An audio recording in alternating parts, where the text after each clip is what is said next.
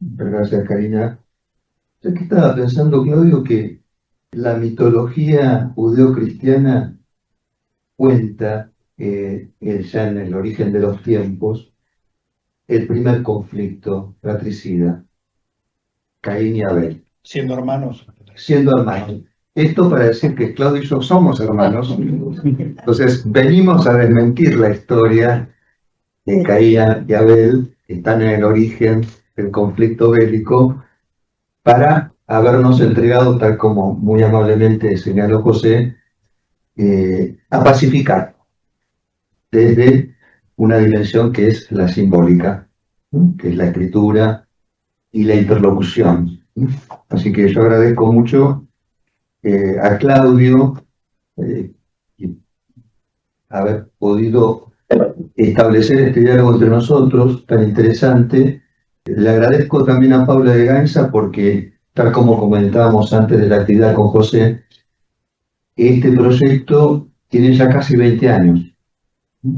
Comenzó en el 2006 por una invitación de Claudio a la Universidad de El Salvador, a una de las cátedras. Fuimos invitados, Paula y yo, para hablar sobre por qué la guerra.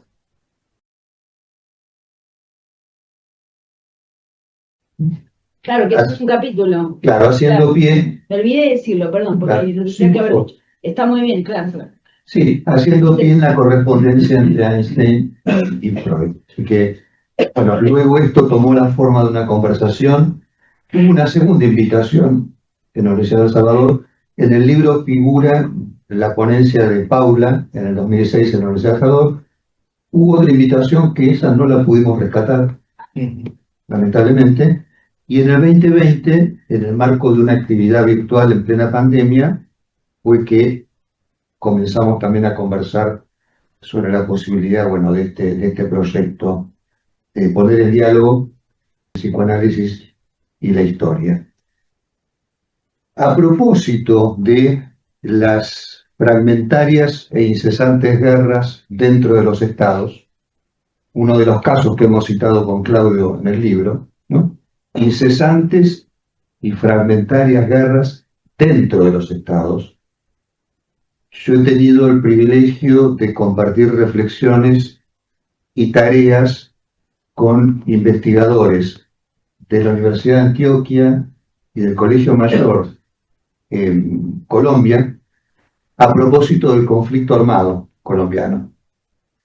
Y lo que estos compañeros y compañeras de Antioquia han venido investigando sobre cómo aún en ese incesante conflicto armado colombiano hubo también una perseverancia en buscar caminos de paz.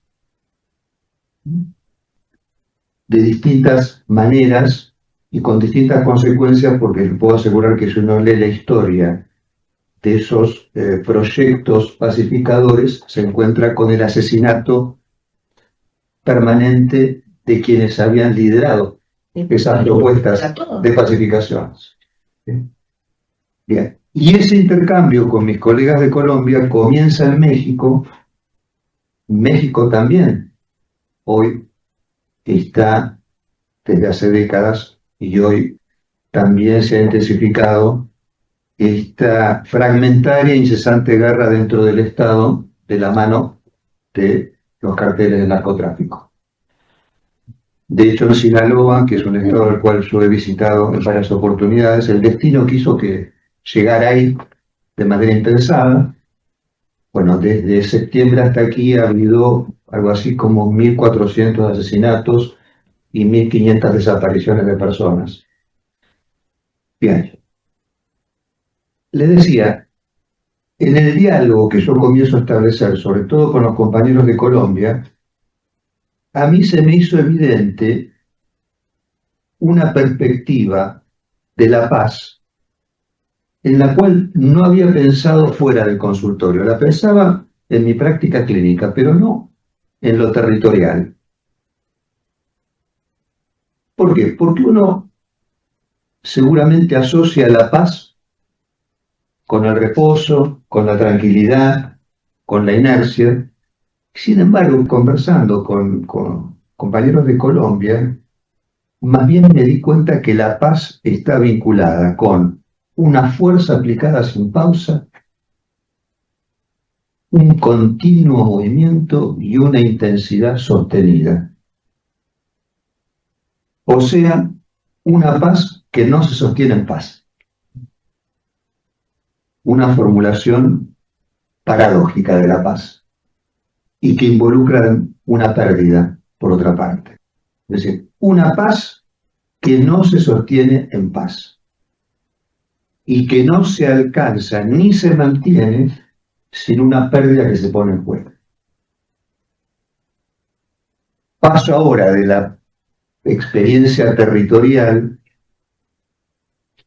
porque yo vengo sosteniendo que como psicoanalistas podemos hacer esta incursión territorial para ir a escuchar y para ir a conversar y generar espacios de conversación en una cooperativa en Colombia, en una preparatoria en México, en un colegio en Mendoza, porque tal como señalaba Karina, es esa voz que canta, que evocaba Rilke, se ha callado, y esto no ocurrió ayer.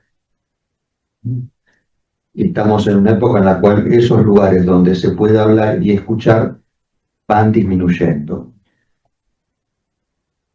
Pero les decía que paso ahora de la experiencia territorial al consultorio. Y como hoy estamos ante un auditorio constituido no solo por colegas, lo voy a decir de este modo. Venimos fallados de fábrica. Las personas venimos falladas de fábrica y sobre todo en dos dimensiones. En el saber y en la satisfacción. Nuestro saber está agujereado y por otra parte estamos parasitados por una insatisfacción irreductible.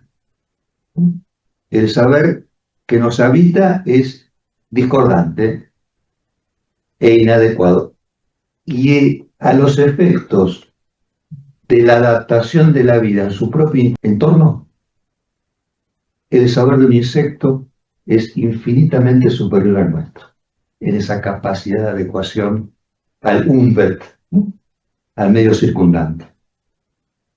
Y con respecto a la insatisfacción, sobre todo en la subjetividad moderna, la insatisfacción ha pasado a ser la regla y no la excepción.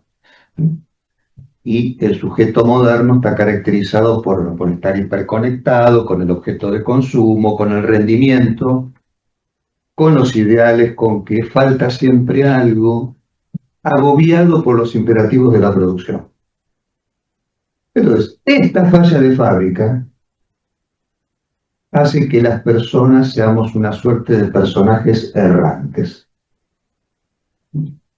que vivimos en un estado de exilio permanente. Nosotros tenemos un amigo, Sergio Orlandini, que trabaja el tema de las migraciones, lo estuve escuchando últimamente, una disertación que dio en APSA, muy interesante sobre el tema de la migración. Yo escuchándolo pensaba, claro, la migración nos habita. Hayamos venido de Miramar, de Mar del Plata o del extranjero. Me parece que corresponde a nuestra naturaleza, ese estado de exilio permanente en el cual vivimos, ¿no? Estamos exiliados de la naturaleza, de nuestro propio cuerpo y de los otros. De hecho, Freud, en algún pasaje de su obra, dice, las tres fuentes de sufrimiento inevitables e incontrolables son la declinación del propio cuerpo, la naturaleza y los otros. Por eso cuando Sartre dice el infierno son los otros, le damos la razón a Sartre. Y los otros somos nosotros también. Entonces, la condición humana es la del migrante. Y porque nuestra identidad se constituye en un país que es el extranjero. Por eso que hace unos años atrás, cuando circulaba esta consigna, que la patria es el otro, yo pensaba, interesante esa consigna, porque apunta justamente a nuestra constitución como sujetos. Efectivamente, la patria en la cual nos constituimos es la alteridad. Con lo cual, ¿qué ocurre? la identidad con nosotros mismos está perdida desde el origen. Y como está perdida, vamos a buscar la identidad a donde podemos. A un partido político, a un club, a una escuela de psicoanálisis. En este sentido, sí, vamos a tratar de procurar esta identidad perdida, pero sabiendo que en realidad son intentos supletorios de esta falla que es estructural, ¿no? Que es propia de nuestra especie, con lo cual la posibilidad de concebirnos nosotros mismos en términos de permanencia, de unidad, de constancia, de integridad, más bien eso está perdido. Y todo lo que hagamos con relación a un intento de suplir esa ansia no deja de ser un relevo siempre fallido, un fracaso. Con lo cual ustedes podrán deducir, tal como también señaló Claudio, que la paz es una ilusión. Y las leyes, las normas, el lenguaje, por supuesto, median los conflictos, pero no los eliminan. Hay un resto que escapa siempre al sentido, ¿no? Hoy estaba conversando con colegas a la mañana, que algunos están presentes, les agradezco que hayan venido, y decíamos, ¿somos hijos de papá y mamá? Sí, pero más somos hijos del trauma, porque nuestra constitución es traumática. Hay algo paradójico ahí también. Lo mismo que nos constituye, que es el lenguaje, nos traumatiza, nos mortifica. La agresión forma parte de nuestro proceso de constitución también. Es inherente a nuestra condición. Con lo cual ahí debemos pensar que la paz siempre va a ser una construcción frágil,